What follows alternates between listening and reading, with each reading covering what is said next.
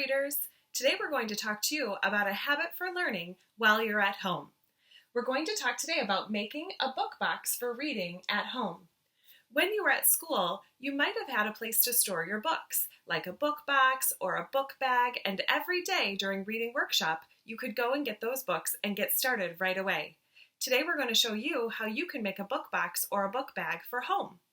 The first thing that you're going to do is you're going to choose a container.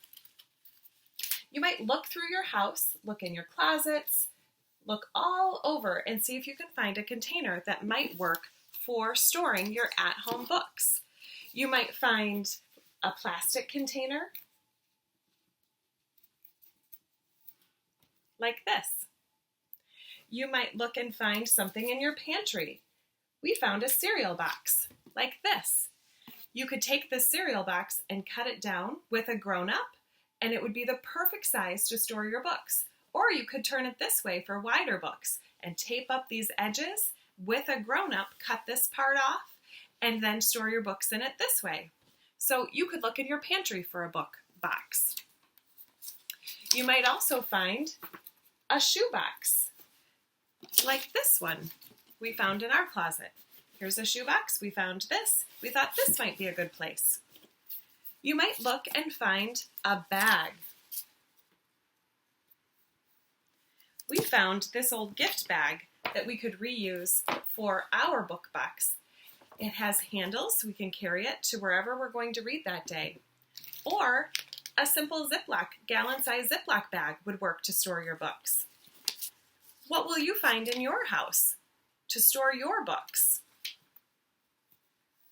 Once you find a container and you've selected it, you might find some stickers or some paper or some markers, and you might decorate it to make it extra fun. Once you have your container picked, now it's time to fill it up. We have some ideas for where you might be able to find books at your house. One place that you might start is by looking in your backpack. Before school got out, many of our teachers and librarians and reading specialists were working really hard to send books home with kids. So you might check your backpack. We checked a backpack and we found books that were sent home for students to read over break. Find your backpack and add these books to your book box. You might think about books that you have already at home. Maybe some old favorites. These might be books that your parents or a caregiver read to you when you were younger, and now you could read these independently. We went into our basement and we found on a bookshelf in our basement some of these old favorites that we used to read when our kids were younger, and now they could read them independently. And we added these to the book box. You might have some books at home that you haven't read yet. Maybe these are books that you ordered on a Scholastic book order, or they're books that a teacher gave you last year or the year before. They might be books that an older sibling read, or maybe your neighbor gave you some books. But they're books that you have at home that you haven't read yet. So we looked around and we found this collection of books that we haven't read yet that we could keep in our book box. Then we thought about books that we could reread.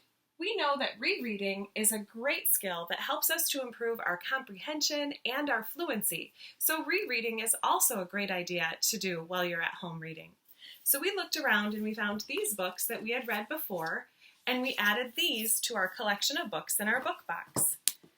After we had our book box all filled, we thought about where we want to keep our book box so it's ready every day. Where will you keep your book box? So every day when it's time for independent reading, if you have selected a container for your books and you have gathered books, when it's time for independent reading, you can grab your book box and get started right away. Happy reading!